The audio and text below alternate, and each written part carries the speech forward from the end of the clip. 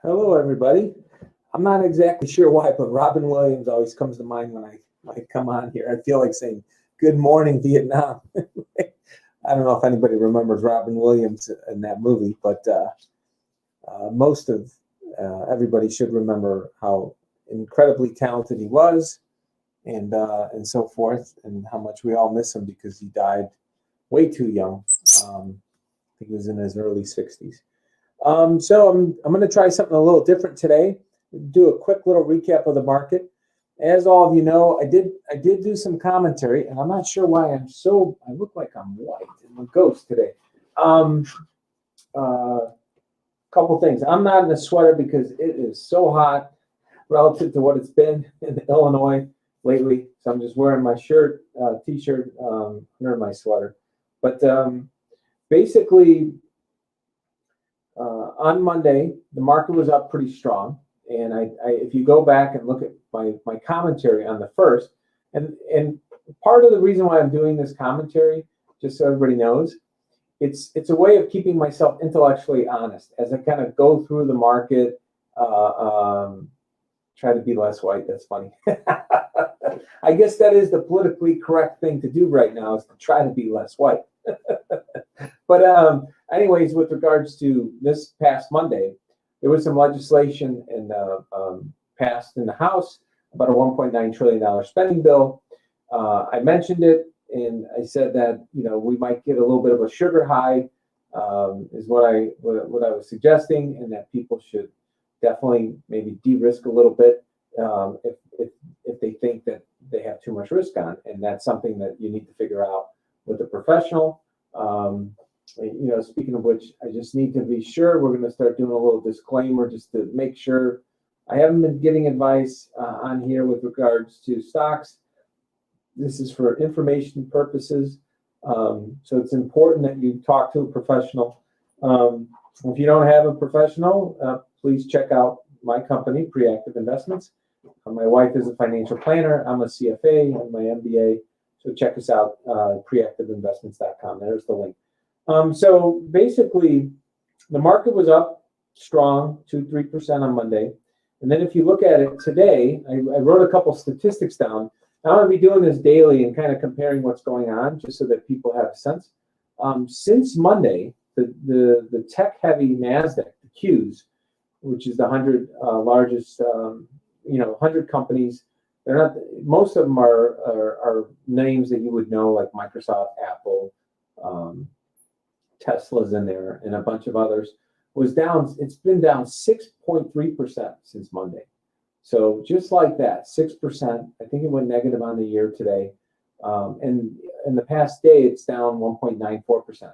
What's interesting is the small caps, where a lot of people were hiding, and there was a huge rotation into small caps out of technology at the end of last year. It was also down 5.6% this week. And for the day, it outran the NASDAQ. It was down 2.7%. And what's interesting, the other thing that's fascinating is I pulled up the treasuries, the 20-year U.S. treasuries, where a lot of people were hiding in treasuries. And I joked around, but I'm also a little bit serious by saying, be careful what you do when you're hiding out in an asset that you hope doesn't fall, because U.S. treasuries traded up as high as 180, the TLT, and today it was at 138. And it's actually down 2.2% on the week since Monday, when this huge stimulus bill was passed in the House on Saturday. And to give you an idea how much money that is, to be down 2% on your principal, that's what you get paid for the whole year.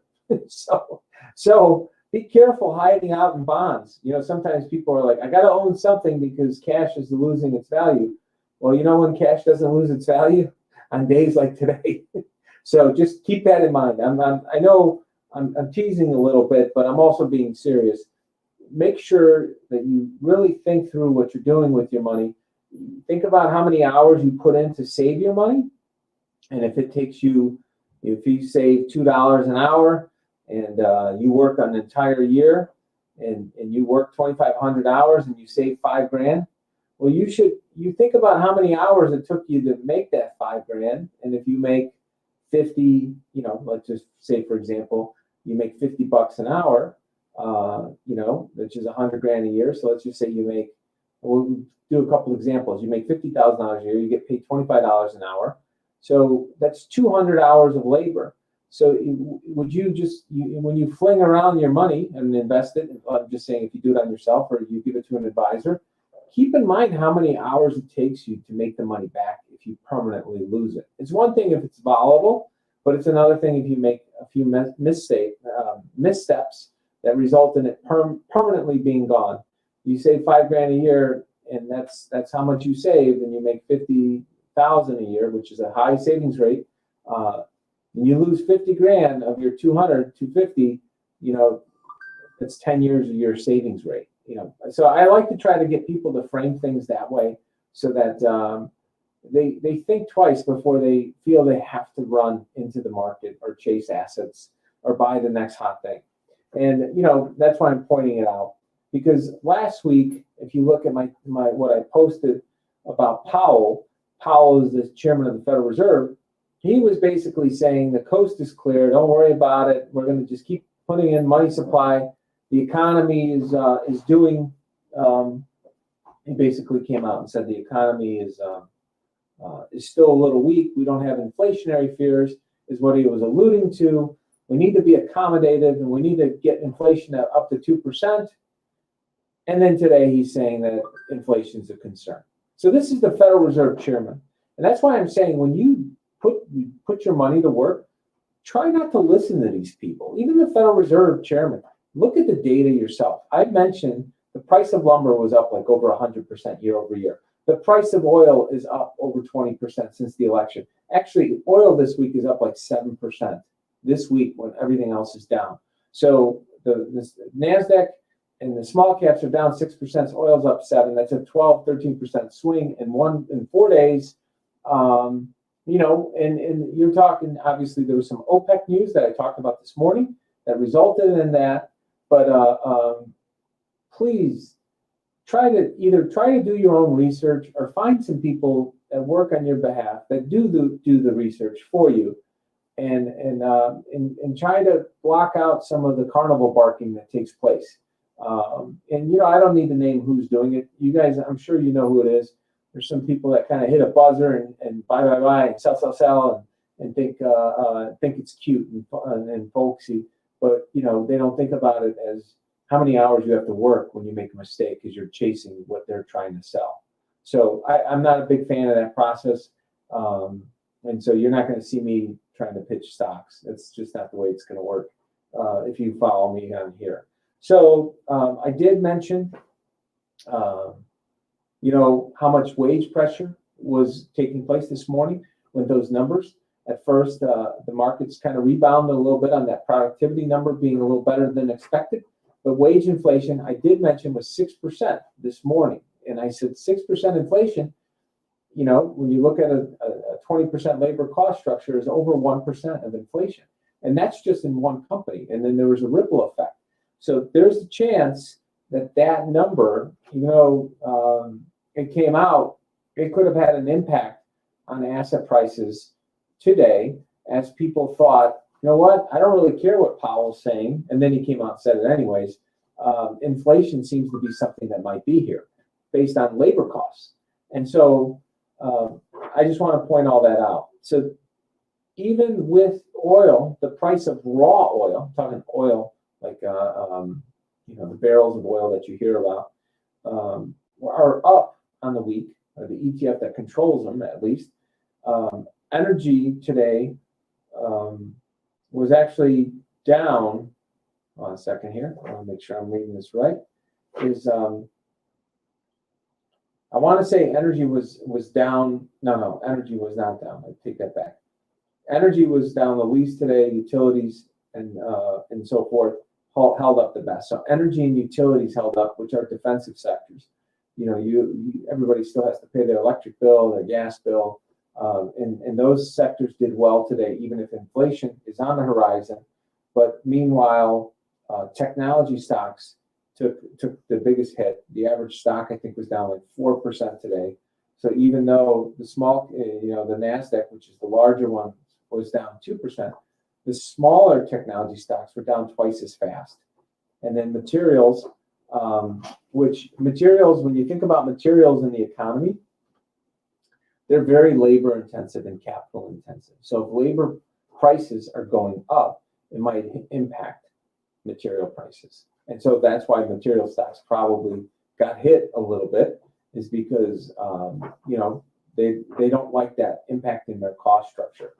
One last thing I want to point out, and then we'll just kind of wrap it up, because there was no real breaking news on any companies.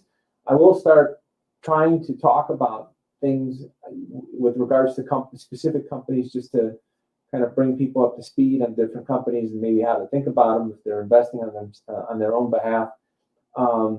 But just so you know, anything I do is strictly for educational purposes. I don't want you to buy it or sell it or not do anything because of something I said. Please make your own independent decisions, or find somebody that can help you make a better decision, or find somebody that will make the decision for you. You got three choices: do your own work, find somebody that helps you do the work, or pay somebody to do the work. It's not more complicated than that, folks. And so, figure out which bucket you land into, and then do the due diligence the same way you would do it on your own to find out who you should have manage your money, if that's the route you take. The S&P was down, 1.27% today, as was the Dow. Those were down the least, and I think the S&P is down like 3.34% on the week so far. Right, just a tad more than my favorite number, which is 333. But what's interesting about today's price action is, even though the S&P 500 is down 1.27%, the universe of about 2,000 companies that I follow, the average stock was down 2.3%. So over a 1% underperformance. So that tells me, when you see everything fall together, there's nowhere to really hide, then inflation is a little bit of a concern. That inflation scare, Treasury selling off today, what happened with the labor costs this morning, and then Powell jumping in on the bandwagon and says, "Whoops, I messed up last week. I messed up. I'm trying to push this inflation up, and everything's fine though right now." And now today, he's doing his part to create some volatility, I guess. So I don't take any of these people seriously. I just listen to the data that they present, and I try to read between the lines as to what they're telling you. And I really suggest you do the same. They're trying to tell you not to do something or to do something. You really want to ask yourself, how much do they make if you do that? Or how much do their friends make if you listen to their advice? So that's my advice: is try to be super skeptical. And don't get me wrong, some of the times they may not be trying to have a different angle, but I haven't found many times that they've been squeaky clean. So just put it that way, with regards to their motives. And I think you really want to ask people, what the motives are whenever you're listening to any kind of advice, especially when it comes to financial advice. What is the motive, and how much do they make? And if you can't figure out how much they make because they're kind of burying it in the fine print, run the other way. So, anyways, with that, that's the evening wrap. I'm going to jump off this. I'm going to jump. If you feel like listening to the mathematics of weight loss, I'm going to talk about my weight loss. I guess I'm 4 days into fasting. I'm just going to describe what I'm going through, and it might be a little bit humorous. So thank you guys so much, and I will see you guys in the morning with the pre-market commentary. Thanks.